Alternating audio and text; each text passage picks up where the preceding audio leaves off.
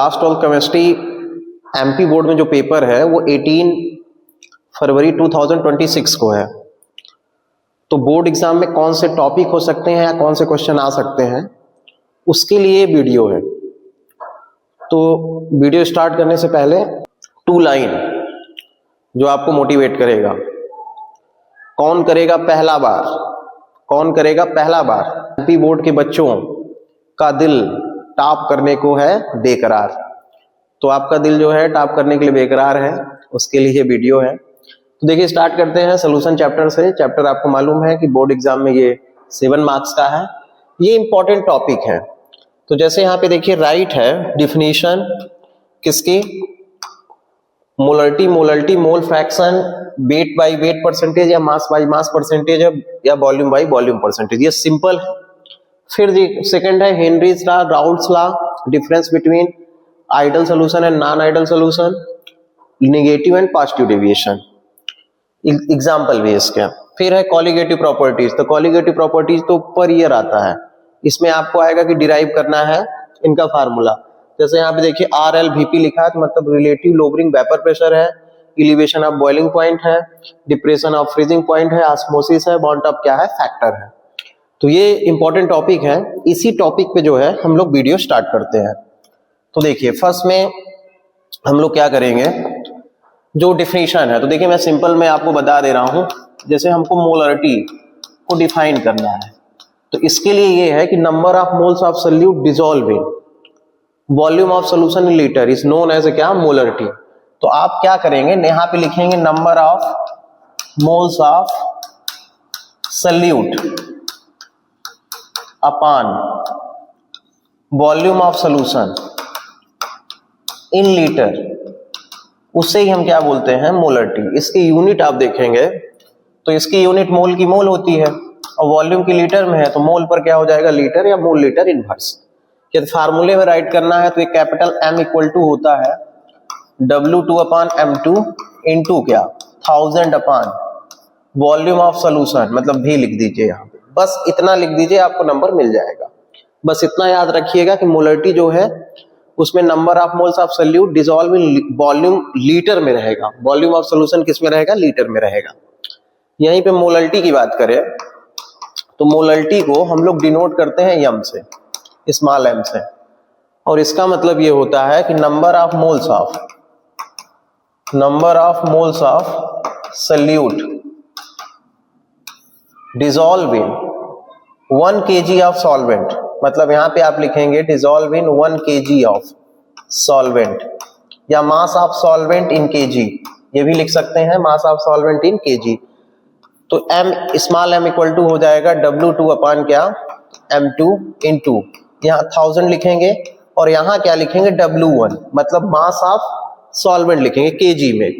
ये W2 जो है वो मास ऑफ क्या है, सोल्यूट है, M2 क्या है, मोलर मास है, और 1000 क्या है, जब ml में गिवन है तो उसके लिए 1000 यूज करेंगे, और वॉल्यूम क्या है जब ये ml में गिवन हो। यहाँ पे भी W2 क्या है, मास ऑफ सोल्यूट है, M2 क्या है, मोलर मास ऑफ सोल्यूट है। 1000 जब हम kg में कर रहे हैं तो 1 kg में 1000 ग्राम होता है, तो जब ये ग्राम में गिवन है तो यहाँ पे 1000 कर देना है। तो ये क्या हो गया, मोलरिटी। मोल फ्रैक्शन, तो देखिए मोल फ्रैक्शन जो है उसकी कोई यूनिट नहीं होती। अच्छा, इस मोलरिटी की यूनिट आप निकालेंगे तो इसकी यूनिट क्या हो गई, मोल, और मोल पर क्या हो जाएगा, kg, इसी को बोल देंगे मोल kg इनवर्स। मोल फ्रैक्शन, तो मोल फ्रैक्शन एक रेशियो है जिसे हम लोग x से डिनोट करते हैं। तो जैसे मान लीजिए सॉल्वेंट के लिए निकालना है तो 1 लिख लीजिए, और सोल्यूट के लिए निकालना है तो x2 लिख लीजिए। तो number of moles of solvent मतलब N1 अपॉन क्या, number of moles of solution, तो N2 लिख दीजिए, और x2 इक्वल टू लिखेंगे तो N2 equal to N2 upon क्या हो जाएगा, N1 प्लस N2, मतलब ये है 1 का मतलब आप यहाँ पे डिनोट कर लेंगे सॉल्वेंट है, और 2 का मतलब क्या है, सोल्यूट है। तो number of moles of solvent upon number of moles of solution, तो ये सॉल्वेंट हो गया, ये सोल्यूट हो गया, तो सोल्यूट प्लस सॉल्वेंट सोल्यूशन होता है। सेम चीज है यहाँ पे कि number of moles of solute upon number of moles of क्या, सोल्यूशन। फिर जो है आप ये भी लर्न रखेंगे कि x1 plus x2 equal to क्या होता है, 1। मतलब यदि मोल फ्रैक्शन हम देखें सोल्यूट एंड सॉल्वेंट का तो दोनों का सम 1 होगा, तो सल्यूट 0.5 और सॉल्वेंट भी 0.5, तभी इसका जो है 1 होगा। बस आपको इतना लर्न रखना है। इसके बाद जो है वेट बाई वेट परसेंट को आप देखेंगे तो ये तो बहुत इजी है, 9th क्लास से स्टार्ट हो जाता है। तो वेट बाई वेट परसेंट यदि मान लीजिए सल्यूट का निकालना है तो यहां लिखेंगे मास ऑफ सल्यूट अपान, यहां पे क्या लिखेंगे मास ऑफ सॉल्वेंट इनटू क्या 100 कर देंगे। तो ये आप वेट बाई वेट या मास बाई मास परसेंटेज किसका निकाल सकते हैं, सल्यूट का। और सॉल्वेंट का निकालना है तो सल्यूट के प्लेस पे सॉल्वेंट रख दीजिए, बाकी वही रहेगा। और वॉल्यूम बाई वॉल्यूम करना है आपको, तो यहाँ पे वॉल्यूम ऑफ सल्यूट या सॉल्वेंट दोनों में से एक अपान क्या वॉल्यूम ऑफ सोल्यूशन इनटू क्या 100, तो ये परसेंटेज निकल आएगा। अब हम डायरेक्ट आते हैं किसमें, हेनरीज लॉ में। तो देखिए हेनरीज लॉ को मैं यहां राइट कर रहा हूं, हेनरीज लॉ। तो आप ये जानते हैं कि हेनरीज लॉ में जो स्टेटमेंट ये है कि the partial vapour pressure of solution is directly proportional to the mole fraction of the solution या ओवर द सॉल्यूशन। मतलब ये पार्शियल वेपर प्रेशर है जो किसके प्रोपोर्शनल है, मोल फ्रैक्शन के या सॉल्युबिलिटी ऑफ गैस के है, उसे क्या बोलते हैं हेनरीज लॉ। फिर से देखिए, the partial vapour pressure of a solution is directly proportional to mole fraction of over the solution, या इसी को बोलते हैं solubility of gas over the solution. तो ये पार्शियल वेपर प्रेशर है और x क्या है, मोल फ्रैक्शन है, या इसे आप सॉल्युबिलिटी बोलिए या मोल फ्रैक्शन बोलिए या कंसंट्रेशन बोलिए। और ये क्या है, पार्शियल वेपर प्रेशर है। तो बस आपको इतना लर्न रखना है कि ये पार्शियल वेपर प्रेशर इस मोल फ्रैक्शन के क्या है, डायरेक्टली प्रोपोर्शनल है। अब इसको जब हम हटाएंगे तो P इक्वल टू क्या हो जाता है, ये प्रोपोर्शनली कांस्टेंट लगेगा, KH इंटू कितना x हो जाएगा। तो यदि हमें KH निकालना है हेनरी कांस्टेंट, तो क्या हो जाएगा P अपान क्या x। ये है हेनरीज लॉ। तो ये हेनरी लॉ का स्टेटमेंट फिर से आप देख लेंगे, क्योंकि स्टेटमेंट भी लिखने को आ जाता है कभी कभी। तो आपको बताना है कि the partial vapour pressure of a solution is equal to the directly proportional to the mole fraction or solubility of gas over the solution, उसे हम क्या बोलते हैं हेनरीज लॉ। फिर इसके एप्लीकेशन है, तो देखिए एप्लीकेशन में क्या क्या है, इसका हम यूज कहाँ करेंगे। तो अब इसका यूज हम लोग जो पेप्सी या कोल्ड ड्रिंक या सॉफ्ट ड्रिंक की बॉटल होती है तो कार्बन डाइऑक्साइड गैस को डिसॉल्व करने के लिए करेंगे, क्योंकि जितना ज्यादा प्रेशर होगा उतना ज्यादा सॉल्युबिलिटी होगी। क्यों होगी, तो देखिए प्रेशर ज्यादा होगा तो x जो है सॉल्युबिलिटी है, जितना ज्यादा प्रेशर होगा यदि गैस को डिसॉल्व करना है तो उसके लिए हमें क्या करना पड़ेगा, यदि प्रेशर हाई रहेगा तो गैस जो है ज्यादा डिसॉल्व होगा। फिर है बेंड्स, तो बेंड्स हम किसको बोलते हैं, तो बेंड्स क्या है, एक डिसीज है, मतलब ये कहेंगे bends is a painful condition due to a rise of scuba diver to evolution of nitrogen gas in lungs. तो नाइट्रोजन गैस जो है बॉडी में इवोल्यूट हो जाती है, मतलब इवोल्यूटेड हो जाती है, जिससे एक हमें क्या होता है, दर्द होता है, पेन होता है, उसे हम बेंड्स बोलते हैं। इससे बचने के लिए जो स्कूबा डाइवर होते हैं उनके सिलेंडर में हम हीलियम गैस जो है 11.7% जो है हीलियम गैस ऐड कर देते हैं। फिर है एनॉक्सिया, तो एनॉक्सिया किसको बोलते हैं, तो देखिए ध्यान से, प्रेशर ज्यादा होगा तो सॉल्युबिलिटी ऑफ गैस क्या होगी, ज्यादा होगी। यदि प्रेशर कम होगा तो सॉल्युबिलिटी ऑफ गैस भी क्या हो जाएगी, कम हो जाएगी। तो हाई एल्टीट्यूड पे यहाँ जब हम ऊपर की तरफ जाते हैं तो प्रेशर यहाँ डिक्रीज होता है। जब प्रेशर डिक्रीज होगा तो ऑक्सीजन भी यहाँ पे क्या हो जाएगा, कम हो जाएगा। जब ऑक्सीजन कम हो जाएगा तो जब आप ऊपर की तरफ जाएंगे तो आपको सफोकेशन होगा, फैटिग होगा, मतलब आप जो है ऑक्सीजन आपको नहीं मिल पाएगा, डिफिशियंसी ऑफ ऑक्सीजन। तो आप सफर करेंगे डिफिशियंसी ऑफ ऑक्सीजन से, उसे ही बोलते हैं एनॉक्सिया। तो हेनरी लॉ की ये क्या थे एप्लीकेशन, सेपरेट वीडियो देखना है तो अलग से अलग अलग टॉपिक के बने हुए हैं, तो आप उसको देख सकते हैं। फिर इसमें एक चीज और देख लीजिए, यदि प्रेशर हाई होगा तो सॉल्युबिलिटी भी हाई होगा, लेकिन यहाँ पे उस समय टेम्परेचर क्या हो जाएगा, कम हो जाएगा, और हेनरी कांस्टेंट भी क्या होगा, कम होगा, क्योंकि हेनरी कांस्टेंट जो है इनवर्सली प्रोपोर्शनल है सॉल्युबिलिटी के।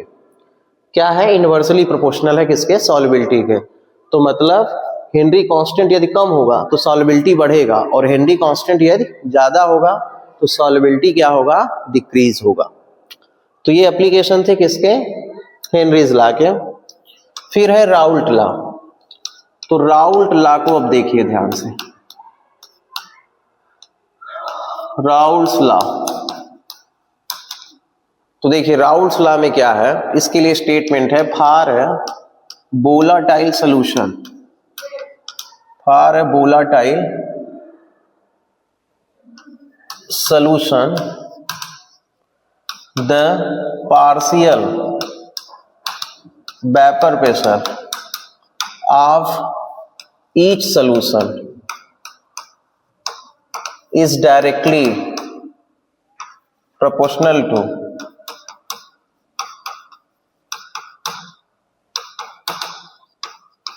देखो यहां पे राइट है for a volatile solution the partial vapor pressure of each solution is directly proportional to mole fraction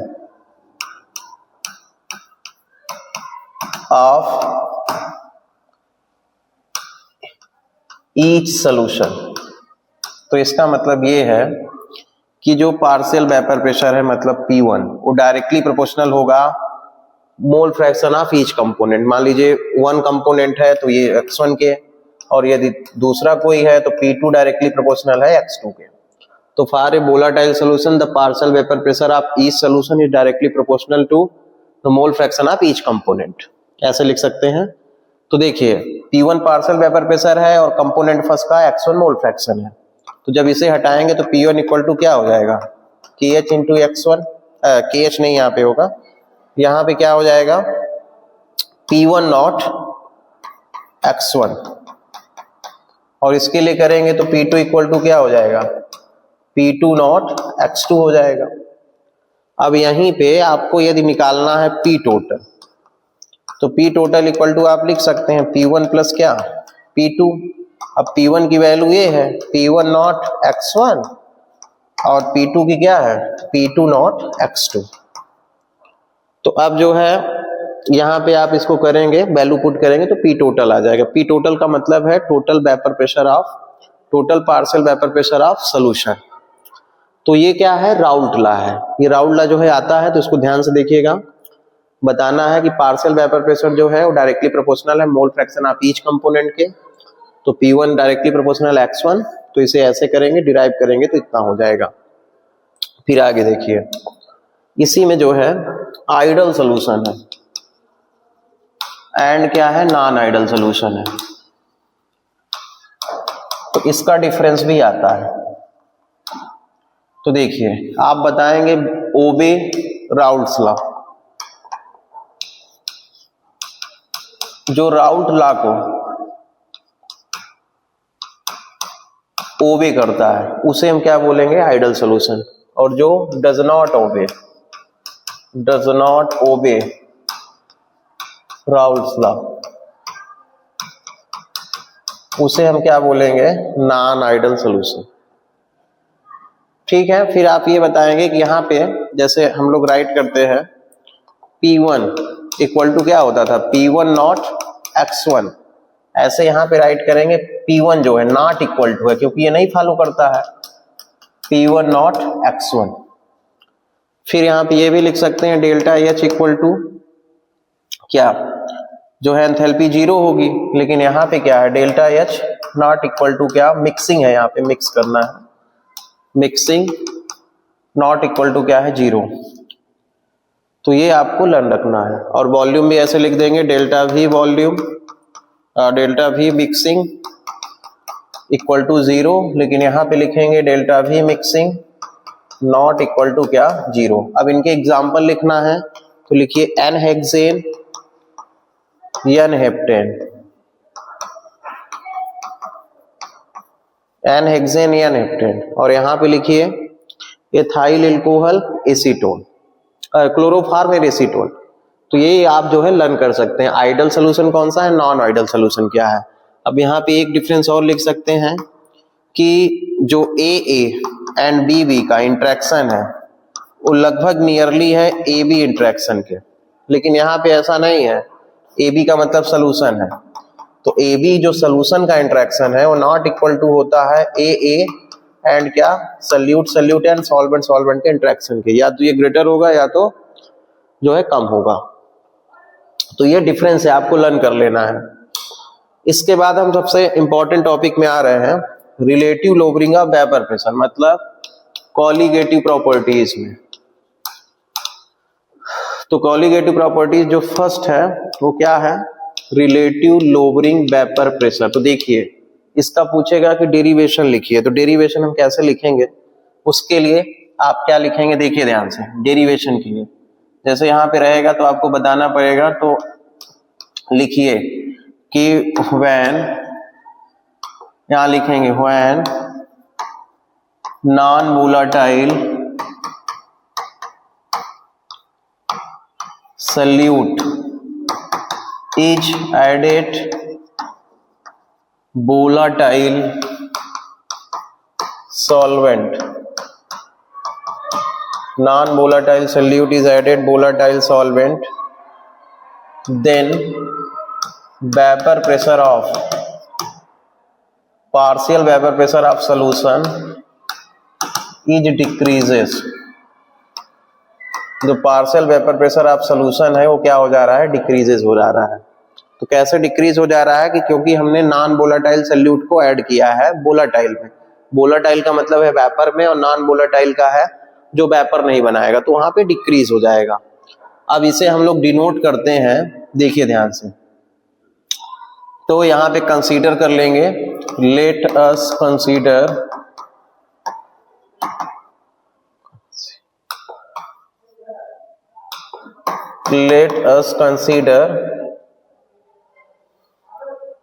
relative lowering vapour pressure को हम लोग डिनोट करेंगे, रिलेटिव लोअरिंग वेपर प्रेशर को किससे, डेल्टा P1 से, डेल्टा P1 से। हाँ, तो डेल्टा P1 इक्वल टू हो जाएगा, जो वोलेटाइल सॉल्वेंट है उसका जो वेपर प्रेशर है उसे बोलेंगे P1 नॉट, माइनस क्या, पार्शियल वेपर प्रेशर आप क्या हो जाएगा, सोल्यूशन हो जाएगा। देखिए ये P1 जो है यहाँ पे लिख लीजिए, P1 जो है वो partial vapour pressure of solution है, और P1 नॉट जो है वो क्या है, वेपर प्रेशर ऑफ सोल्यूशन है, सॉल्वेंट है। अब ये P1 क्या है, relative lowering of vapour pressure, तो मैक्सिमम माइनस मिनिमम, क्योंकि सॉल्वेंट का ज्यादा होगा, क्योंकि नॉन वोलेटाइल है उसमें नहीं है तो उसका ज्यादा होगा, इसमें नॉन वोलेटाइल सॉल्यूट में है, तो सॉल्वेंट सोल्यूशन में सॉल्यूट जो है नॉन वोलेटाइल है, इसलिए उसका कम हो जाएगा। तो इतना हो गया। अब फिर राउल्ट लॉ से, राउल्ट लॉ से, तो देखिए राउल्ट लॉ से आप देखेंगे, इसको इक्वेशन फर्स्ट बोल दीजिए। तो राउल्ट लॉ से क्या होता है, P1 इक्वल टू क्या, P1 नॉट x1। अब यहाँ पे चुपचाप पुट कर दीजिए, तो क्या हो जाएगा, डेल्टा P1 इक्वल टू, देखिए P1 नॉट, P1 के प्लेस पे क्या रख देंगे, यही माइनस P1 नॉट x1, ठीक है। तो अब देखिए कॉमन ले सकते हैं, तो कॉमन अब जब आप लेंगे तो P1 नॉट बाहर निकल जाएगा, और क्या बचेगा, 1 माइनस x1। तो आप ये जानते हैं कि x1 plus x2 equal to होता है 1। तो जब x1 plus x2 equal to होता है 1, तो आपको क्या करना है, आप जो है इसे क्या करेंगे, 1 रख देंगे वहां पे, तो कितना हो जाएगा, delta P1 equal to P1 not. देखिए तो ये ट्रांसफर करेंगे, तो जैसे मान लीजिए x2 निकालना है, तो क्या लिखेंगे, 1 माइनस x1, तो हो जाएगा यहाँ पे क्या हो जाएगा, डेल्टा P1 इंटू क्या, x2, यहाँ पे हो गया। अब देखिए डेल्टा P1, इसको इधर लाइए, P1 x1 x2 हो गया। अब डेल्टा P1 इक्वल टू होता है क्या, P1 नॉट। देखिए डेल्टा P1 इक्वल टू क्या होता है यहाँ पे, हाँ तो हम लोग वहां पे लिखे थे delta P1 equal to P1 not minus P1, तो यहाँ पे रख दीजिए, तो कितना हो जाएगा, P1 नॉट माइनस P1 अपान क्या, P1 नॉट इक्वल टू क्या, x2। ये एक फार्मूला बन गया। अब x2 इक्वल टू आपको लिखना होता है N2 अपान N1 प्लस क्या, N2 मोल फ्रैक्शन से। तो इसके इक्वल टू आपको लिखना है यहाँ पे P1 not minus P1 upon P1 not equal to x2, x2 के प्लेस पे ये लिख लीजिए, या यहाँ पे लिख लेंगे क्या, N2 अपान N1, बस इतना ही लिखिए। और अगर इसी को सॉल्व करना है तो यहाँ पे लिख दे रहे हैं, तो देखिए यहाँ पे हो जाएगा final P1 not minus P1 upon कितना, P1 not equal to x2, x2 equal to होगा यहाँ पे W2 अपान M2 इंटू क्या, M1 अपान W1, ये हो जाएगा। तो इसी फार्मूले से हम मॉलिक्यूलर मास को कैलकुलेट कर लेते हैं। इसके लिए सेपरेट वीडियो भी बने हैं, आप देख सकते हैं उसे। फिर जो है इलिवेशन ऑफ बॉइलिंग पॉइंट है,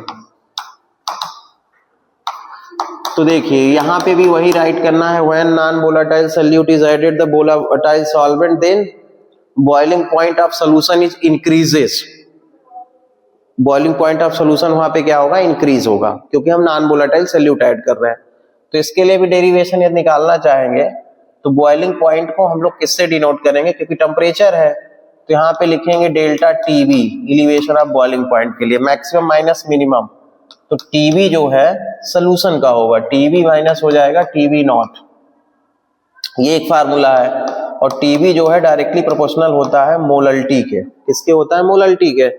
तो यहाँ प्रोपोर्शनली कांस्टेंट हटाएंगे तो केबी हो जाएगा इंटू W2 अपान क्या हो जाएगा, M2, और यहाँ पे क्या हो जाएगा, मोलल्टी के लिए हम यहाँ पे राइट करते हैं क्या, 1000 अपान क्या, W1।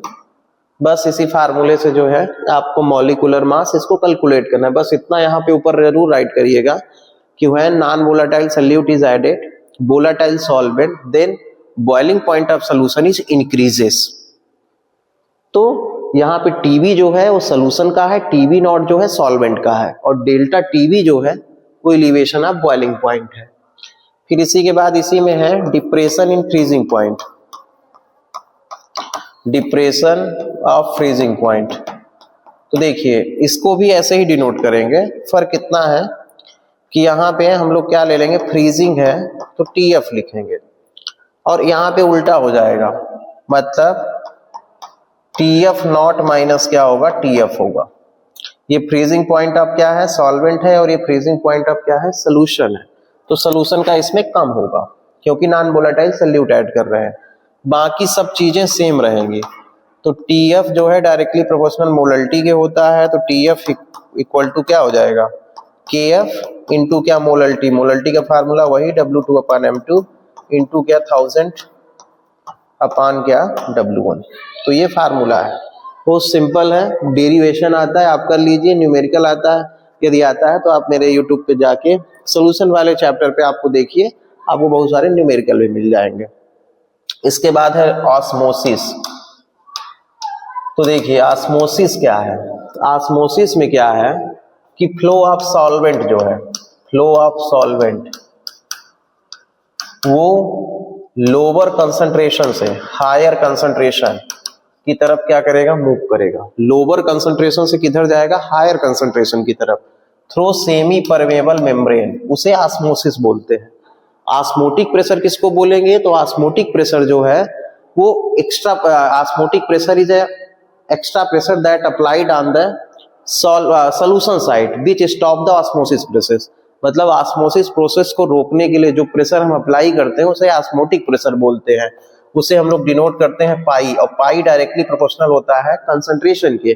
तो पाई इक्वल टू क्या हो जाएगा, पाई इक्वल टू यहाँ पे हम करेंगे तो क्या हो जाएगा, यहाँ पे कांस्टेंट लगेगा क्या, RT गैस कांस्टेंट, और C इक्वल टू होता है N अपान V। तो यहाँ पे हम लिख सकते हैं पाई इक्वल टू क्या, N अपान V RT। यदि N की वैल्यू लिखना है तो यहाँ पे लिख सकते हैं क्या, W2 अपान क्या, M2 इंटू V और क्या RT। तो ये क्या है, ऑस्मोटिक प्रेशर है। फिर इसी में क्या है, रिवर्स ऑस्मोसिस। तो रिवर्स ऑस्मोसिस, ऑस्मोसिस का उल्टा हो जाएगा। तो आप बताएंगे when solvent particle move, flow of solvent from higher concentration to lower concentration through semi permeable membrane, उसे रिवर्स ऑस्मोसिस बोलते हैं। फिर इसी में क्या है, जो है आइसोटोनिक सोल्यूशन। तो आइसोटोनिक का सोल्यूशन का मतलब है कि दो सोल्यूशन बीच है बस सेम ऑस्मोटिक प्रेशर, दो सोल्यूशन होंगे उनके ऑस्मोटिक प्रेशर सेम होंगे, उसे आइसोटोनिक सॉल्यूशन बोलते हैं। इसके बाद है हाइपरटोनिक, हाइपोटोनिक। तो हाइपो का मतलब है कम और हाइपर का मतलब है ज्यादा। तो हाइपर में श्रिंक हो जाएगा जो हमारी सेल होगी, और हाइपो में क्या होगा, स्वेल हो जाएगा। फिर इसके बाद है बार्नट ऑफ फैक्टर। तो देखिए बार्नट ऑफ फैक्टर जो है, बार्नट ऑफ फैक्टर इसलिए है क्योंकि जब हम नॉन वोलेटाइल सॉल्यूट ऐड करते हैं, जैसे आयनिक है MgCl2, तो इसको जब हम ऐड करेंगे सॉल्वेंट में, तो देखिए ये आयनाइज्ड हो जाएगा। तो क्या बनाएगा, Mg2 पॉजिटिव एंड क्या 2Cl माइनस। तो देखिए यहाँ पे 1 है ये पूरा, लेकिन यहाँ पे देखिए ये 1 है, ये 2 है, तो टोटल ये 3 हो गया, ये 1 हो गया। तो इस जो है इस कमी को दूर करने के लिए, जो हम लोग कॉलिगेटिव प्रॉपर्टीज पढ़ते थे, तो उसको दूर करने के लिए बार्नट ऑफ फैक्टर जो है हमें यूज किया गया। मतलब क्योंकि हम नॉन वोलेटाइल सॉल्यूट जो ऐड कर रहे हैं वो या तो आयनाइज्ड हो जा रहा है या तो ऐसे हो जा रहा है, एसोसिएशन या डिसोसिएशन। एसोसिएशन जो होगा मतलब आई की वैल्यू जो है, जैसे आई की वैल्यू यहाँ 3 है, आई की वैल्यू यदि 1 है तो यहाँ पे आप लिखेंगे neither be associate nor be dissociate. यदि आई की वैल्यू ग्रेटर देन 1 है तो इसका मतलब है कि डिसोसिएशन हुआ। जैसे यहाँ पे देखिए कि 1 है ये और यहाँ 3 हो गया तो डिसोसिएशन हो गया, और आई की वैल्यू यदि लेस देन 1 है तो इसका मतलब है एसोसिएशन हो गया, मतलब आपस में पार्टिकल क्या हो गए, जुड़ गए। तो बस आपको इतना लर्न रखना है, आई की इक्वल टू 1 है तो नाइदर भी एसोसिएशन डिसोसिएशन, आई ग्रेटर देन है मतलब बार्नट ऑफ फैक्टर ग्रेटर देन 1 है तो डिसोसिएशन, और जो है आई जो है लेस देन 1 है तो उसको क्या बोलेंगे, एसोसिएशन। बार्नट ऑफ फैक्टर था। अब चलते हैं किसमें, जो है सेकंड चैप्टर है इलेक्ट्रोकेमिस्ट्री। तो इलेक्ट्रोकेमिस्ट्री में देखिए हमको पढ़ना क्या होता है। इसमें जो है 2 टाइप के सेल है, एक है इलेक्ट्रोकेमिकल और सेकंड है इलेक्ट्रोलाइटिक। तो देखिए इलेक्ट्रोकेमिकल सेल और इलेक्ट्रोलाइटिक सेल। तो देखिए इलेक्ट्रोकेमिकल सेल हम किसको बोलते हैं, लिखना है chemical energy into electrical energy, उसे हम क्या बोलते हैं, इलेक्ट्रोकेमिकल सेल। मतलब केमिकल एनर्जी को इलेक्ट्रिकल एनर्जी में आप कन्वर्ट कर दीजिए, उसे क्या बोलेंगे, इलेक्ट्रोकेमिकल सेल। जैसे आपका सेल हो गया, बैटरी हो गया, जैसे जो घड़ी का सेल है, जैसे मैं ये वॉच पहना हूं, इसमें जो सेल लगा है वो इलेक्ट्रिकल एनर्जी मतलब केमिकल एनर्जी को किसमें कन्वर्ट कर दे रहा है, इलेक्ट्रिकल एनर्जी में, उसे बोलेंगे इलेक्ट्रोकेमिकल सेल। इसके एग्जांपल पूछा जाएगा तो आप बताएंगे डेनियल सेल है। कौन सा, Daniell cell, galvanic cell. Electrolytic किसको बोलेंगे, जस्ट इसी का अपोजिट, जो इलेक्ट्रिकल एनर्जी है वो कन्वर्ट हो जाए किसमें, केमिकल एनर्जी में। इलेक्ट्रिकल एनर्जी किसमें कन्वर्ट हो जाए, केमिकल एनर्जी में, उसे क्या बोलेंगे, इलेक्ट्रोलाइटिक सेल। तो इलेक्ट्रोलाइटिक का क्या मतलब है कि chemical energy, electrical energy convert into the chemical energy, उसे क्या बोलेंगे, इलेक्ट्रोलाइटिक सेल बोलते हैं। तो इलेक्ट्रोकेमिकल सेल है। अब डेनियल सेल की बात करते हैं, गैल्वेनिक सेल। तो देखिए गैल्वेनिक सेल में है क्या, आपको देखना है कि 2 इलेक्ट्रोड, यहाँ पे 2 कंटेनर ले लीजिए, ये 2 कंटेनर है, इस कंटेनर में हम 2 इलेक्ट्रोड लगा दे रहे हैं। इधर वाला इलेक्ट्रोड जिंक का है और इधर वाला कॉपर का है। जिंक का इलेक्ट्रोड ZnSO4 में है, कॉपर का इलेक्ट्रोड CuSO4 में है। अब जो है इन दोनों इलेक्ट्रोडों को आप एक वायर से ऐड कर दीजिए, बल्ब वल्ब लगा दीजिए, यहाँ पे स्विच भी लगा दीजिए और इसको कनेक्ट कर दीजिए।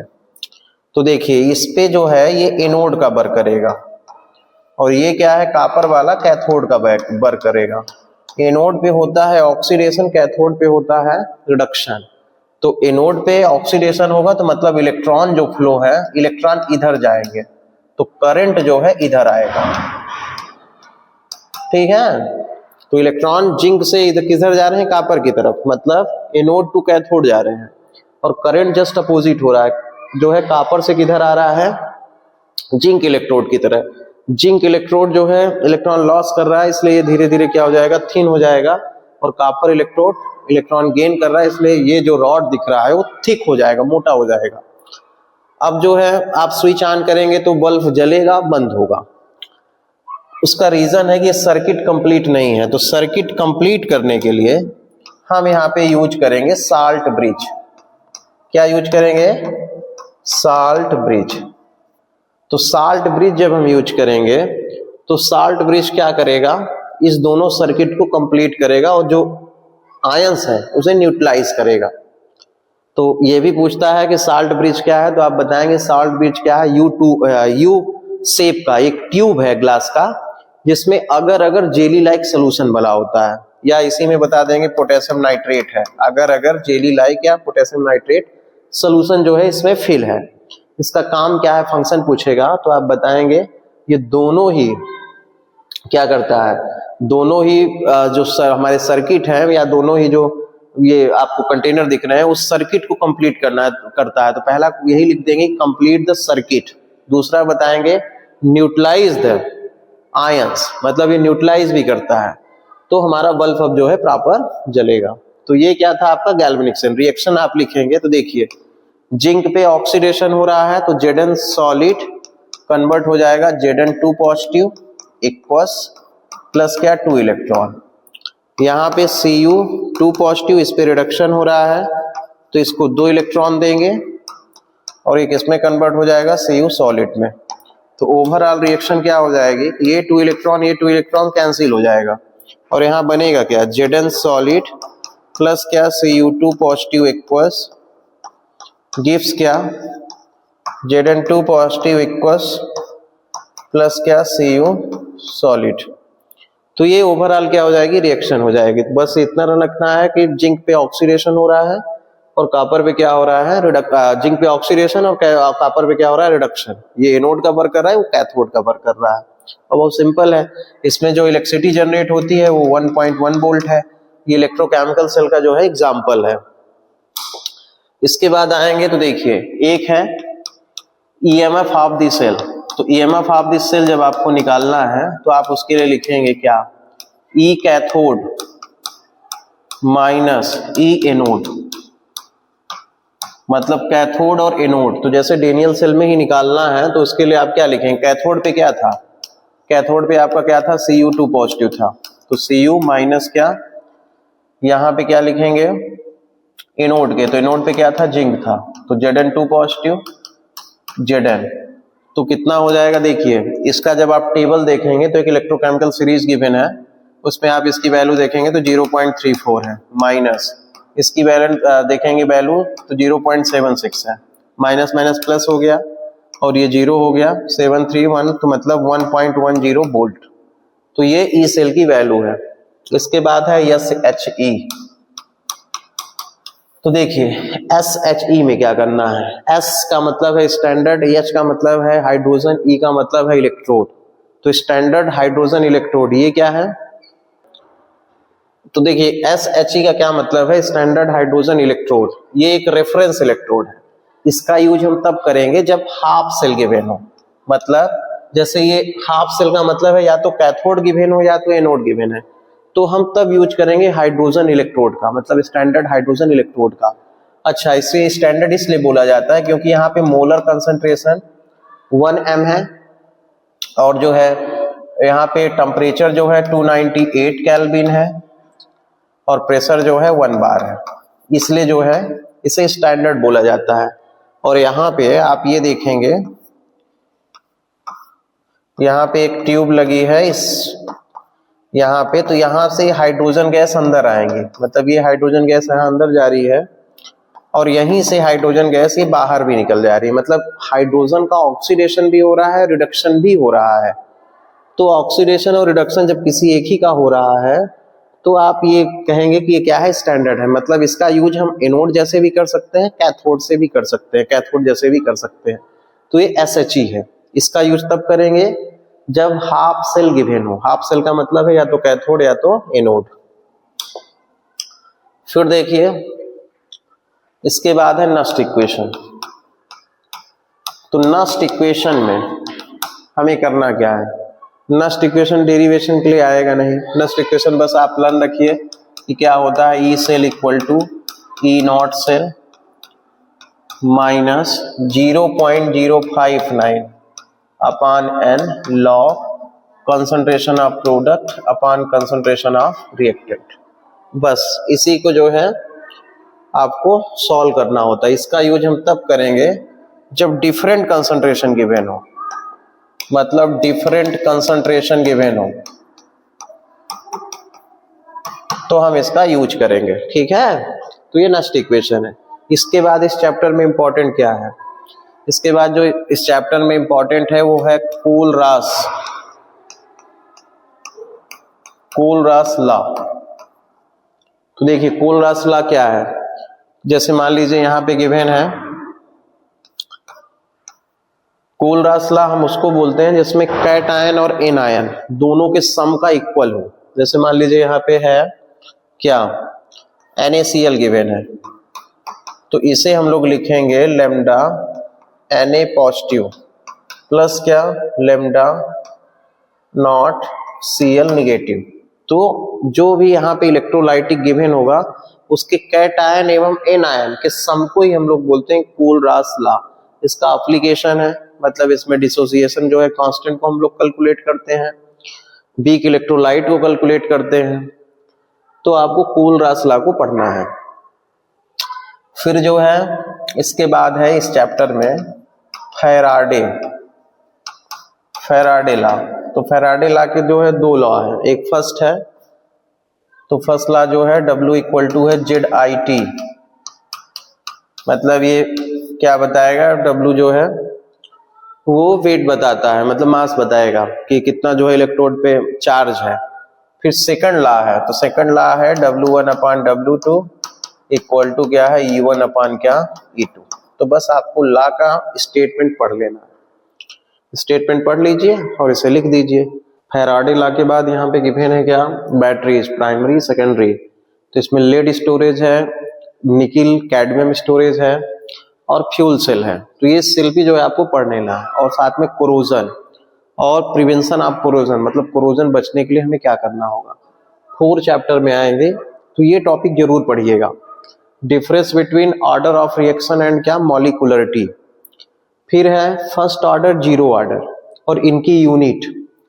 Half life time first order का पढ़ना है और जीरो ऑर्डर का। जैसे फर्स्ट ऑर्डर का आप देखेंगे तो कितना होता है 0.693 अपॉन क्या के। फिर है सूडो ऑर्डर। सूडो ऑर्डर का मतलब है कि हमें लगेगा कि सेकंड ऑर्डर है लेकिन होगी क्या फर्स्ट ऑर्डर। एग्जाम्पल के साथ इसको पढ़िए।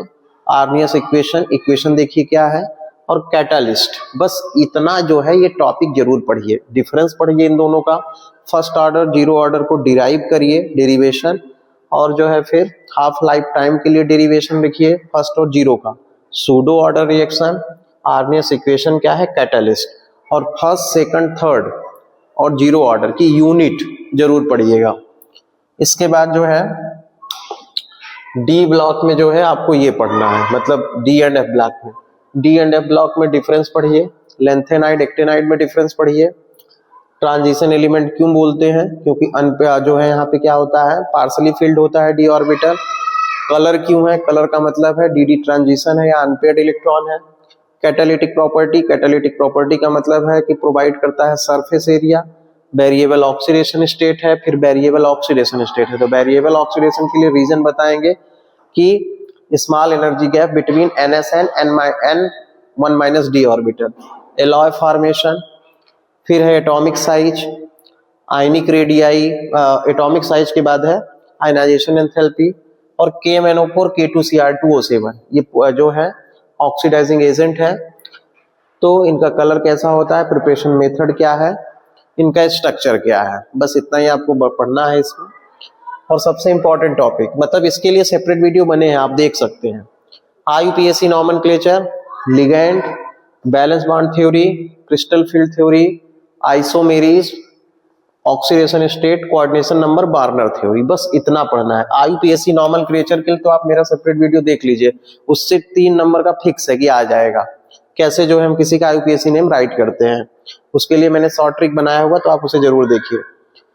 कोऑर्डिनेशन नंबर क्या है, ऑक्सीडेशन स्टेट कैसे निकालते हैं, इसके सब सेपरेट वीडियो या वन शॉट वीडियो बने हुए हैं, तो आप उसको जरूर पढ़िए। ये क्या था कि इंपॉर्टेंट टॉपिक थे ये। हेलोरीन चैप्टर से वुड्स रिएक्शन, वुड Fittig reaction, Friedel Crafts alkylation, acylation of chlorobenzene, Sandmeyer elimination, freon DDT, chloroform CCl4, SN1 and SN2 reaction में डिफरेंस, इतना पढ़ लेंगे तो इस चैप्टर का भी जो है आपसे बन जाएगा। इसके लिए भी सेपरेट वीडियो, कई सारे जो है टॉपिक या प्लेलिस्ट में आप जाइए, इसको पढ़िए। फिर एल्कोहल वाले चैप्टर से देखिए इंपॉर्टेंट है, Reimer Tiemann reaction, Kolbe reaction, oxidation of क्या alcohol, nitration of phenol, bromination of phenol, Williamson synthesis ether preparation की। और एक रिएक्शन जो है कि फिनाल को यदि हम खुले में छोड़ दें तो क्या होगा, या ऑक्सीडेशन ऑफ फिनाल। तो ये सब इंपॉर्टेंट रिएक्शन है। और जो है इसके बाद एल्डिहाइड चैप्टर से, तो एल्डिहाइड चैप्टर से भी बहुत सारी नेमिंग रिएक्शन है, तो मेरा एक नेमिंग रिएक्शन का सेपरेट वीडियो है, आप उस जो है उस वीडियो को जरूर देखिए जिसमें पूरी नेमिंग रिएक्शन है, तो आप जो है डेफिनेटली अच्छा इसको गेन करेंगे।